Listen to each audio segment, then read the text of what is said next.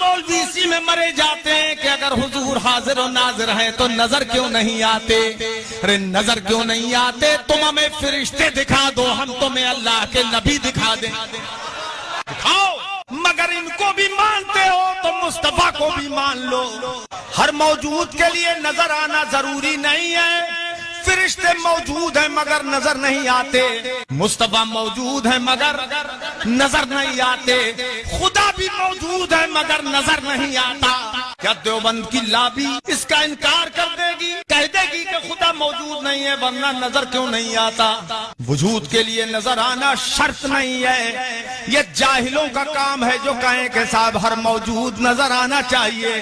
سمجھو ہر محسوس بصری نظر آتا ہے، لیکن جو محسوس بصری نہ ہو کوئی ضروری نہیں ہے کہ نظر آ جائے۔ حضور کے لیے نظر آنا ضروری نہیں ہے، البتہ وہ مصطفیٰ صلی اللہ علیہ وسلم زمین کے اوپر آج نظر نہیں آتے مگر قبر میں ہر انسان کو نظر آتے، قبر میں وہ سب کو نظر آتے ہیں، زمین کے اوپر نظر نہیں آتے، اندر قبر میں نظر آتے ہیں۔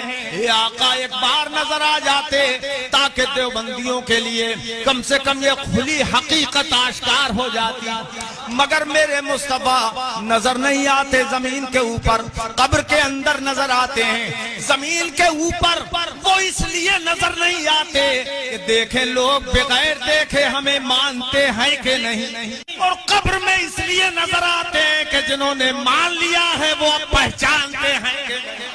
تو جس نے بغیر دیکھے مان لیا وہ پہچان لے گا، اور جس نے نہیں مانا وہ ہاں ہاں لا ادری قبر میں کہے گا افسوس میں انہیں نہیں جانتا، نہیں پہچانتا۔ لیکن جو مان چکا ہے مصطفیٰ کو دل سے کہ النبی اولا بالمؤمنین من انفسہم، نبی تو مومنوں کی جان سے بھی زیادہ قریب ہیں۔ جب جان نظر نہیں آتی تو جو جان سے بھی زیادہ قریب ہو وہ کیا نظر آ سکتا؟ سبحان اللہ۔ قبر میں مصطفیٰ نظر آتے ہیں اور سنی مسلمان پہچان لیتے ہیں، وہ نہیں پہچان سکتے۔ سنی جب دیکھتا ہے تو پہچان لیتا ہے۔ فرشتوں ان کے بارے میں پوچھتے ہو، پڑھتا تھا جن کا کلمہ پایا انہیں نکیرو، ہو لینے دو تصدق اس دم جواب کیسا۔